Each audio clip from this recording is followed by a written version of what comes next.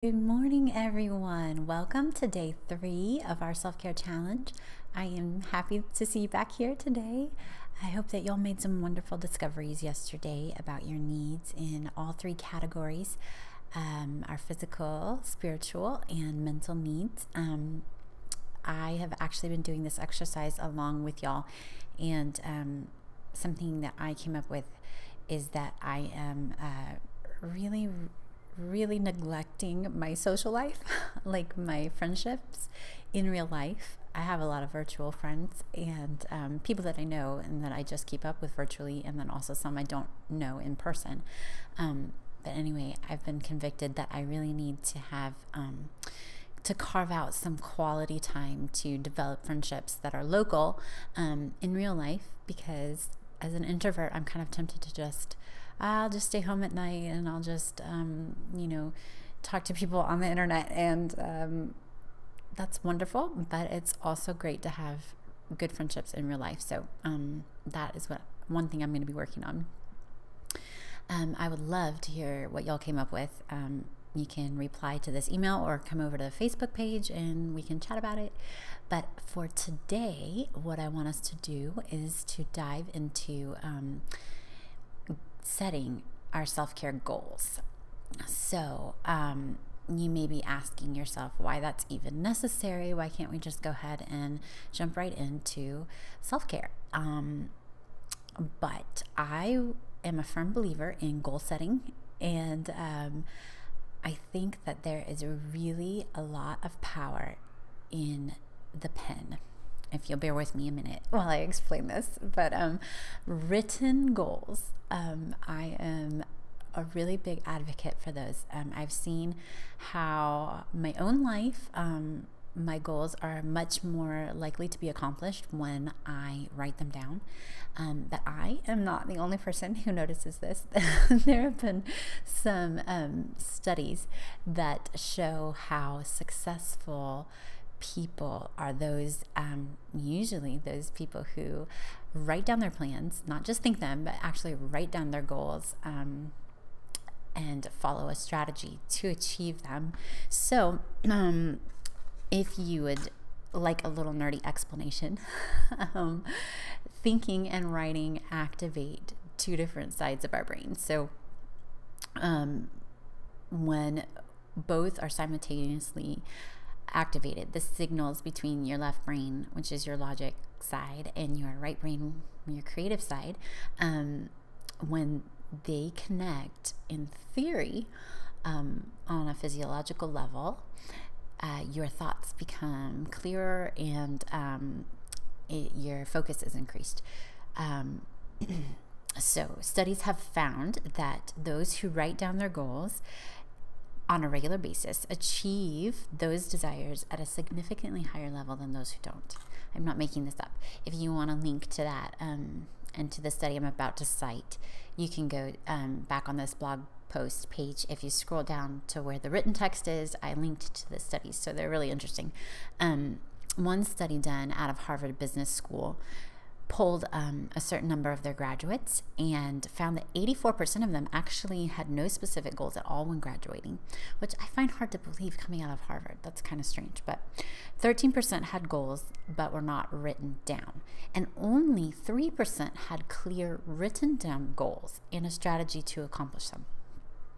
10 years later, the authors of the study caught up with these graduates and found that the 3% who had written down their goals and had a strategy for accomplishing them were earning on average 10 times more money than the other 97% combined.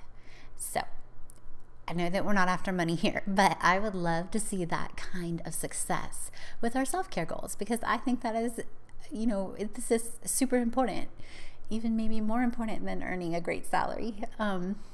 So written goals.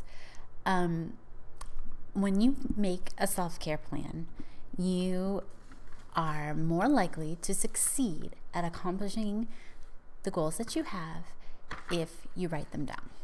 So that's what I'm going to go over with you today. So when I write down my goals, I find that it's really helpful to start with why. Why do I want to accomplish X, Y, or Z thing?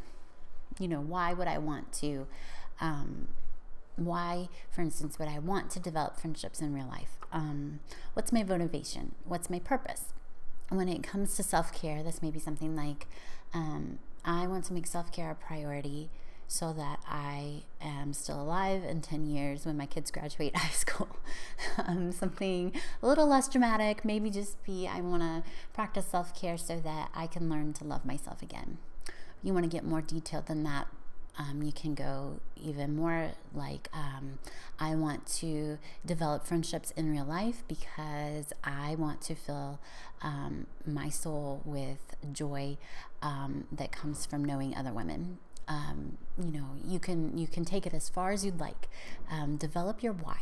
Why do you want to set these goals? So write that down. Then, so you've got your why. Now, come up with some specific goals that you want to reach when taking care of your needs. So you discovered your deficits yesterday. So today we're going to write down the remedies for those deficits. We are going to take the remedies, that you wrote down yesterday, and we are going to turn them into goals. So we might get carried away here and want to do all the things every day, but our husbands would probably hate us. So let's start small. Write down maybe 3 to 6 things that you want to prioritize right now in your life to meet the needs that you discovered yesterday. I want to do goals for each category. Maybe right now mine, I'll share with you. So 3 of mine are, 1, to go to an extra mass every week for my spiritual needs, to stick to an earlier bedtime for my physical needs, and as I said, to develop more in real life friendships for my mental, although that could probably go with spiritual as well. All the experts say that when you write down your goals, you have to be as specific as possible. So not just go to 1 extra mass every week, but I would write down my actual goal is to go to Good Shepherd on Wednesday morning for the 8 a.m. mass. So you see, be as specific as possible so that you can get rid of any kind of wiggle room, if you will. You don't want anything hanging open that you could kind of wiggle out of. Well, I didn't really specify what I was going to do there, so maybe I'll put it on the back burner again. So be as specific as possible when you write down your goals. So today's challenge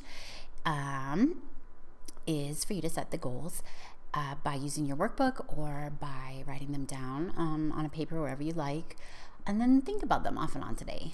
Pray about them. See if these are the goals that are really what the Lord wants you to work on right now for yourself.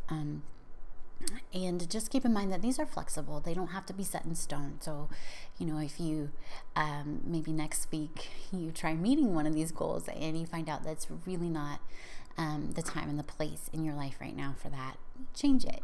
Just come up with something else in its place.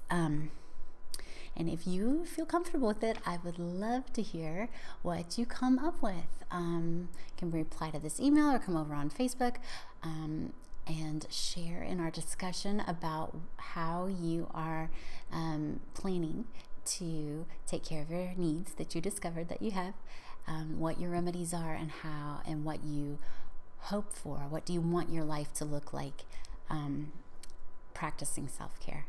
I think that's all I have for today. So not too hard of a challenge, but really take some time and be as specific as possible with those goals. And we will talk about implementing a plan tomorrow. Okay, thanks, moms. Have a wonderful day.